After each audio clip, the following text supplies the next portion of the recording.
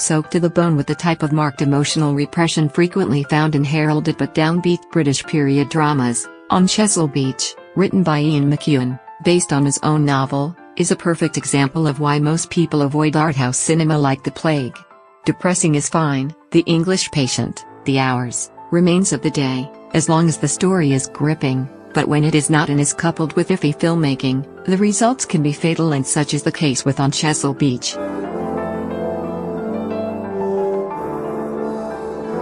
Although the third act takes place briefly in other years, McEwan's story is mostly set in 1962 on the wedding day of Florence, Saoirse Ronan, and Edward, Billy Howell. She's an upper-crust violinist with peacenik tendencies. He's a working-class history major with a minor hair-trigger temper, yet they instantly click, mostly on intellectual and artistic levels.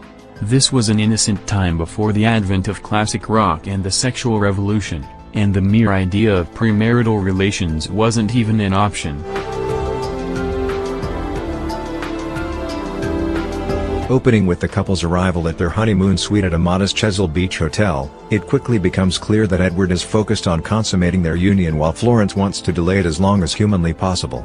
They admit to each other that they are nervous regarding what's supposed to happen next, and for a short while there's a palpably nervous charm each projects, but the mood eventually slips into something far more uncomfortable and awkward, and is equally so to watch.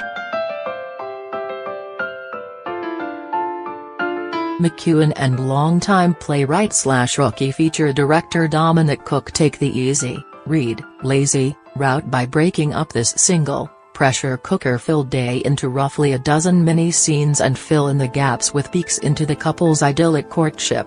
They clearly love each other, and these scant few portions of the film makes one wish they could have been longer and more frequent.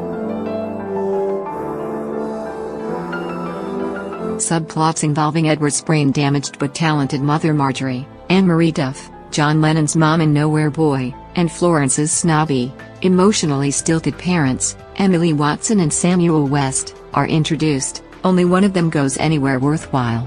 A third potentially explosive plot thread involving one of the couple's parents receives less than 10 seconds of screen time, and if fleshed out could have gone far in explaining the behavior of one of the newlyweds.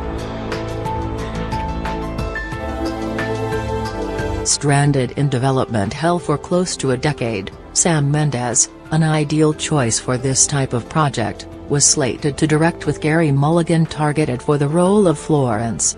After that primo combo fizzled out, the project was dropped by original distributor Focus Features and lay dormant until Bleecker Street and a half-dozen production companies brought it back to life with this final ensemble.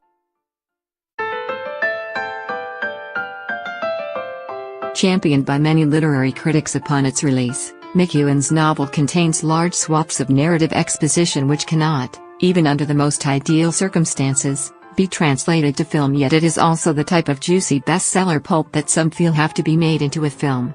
In the history of movies, novels have been the principal source of screenplays, but even some of the best of those works only work on the printed page. Nuance is hard to translate, and the fact that McEwan failed to do so with a book he himself wrote drives the point home even further.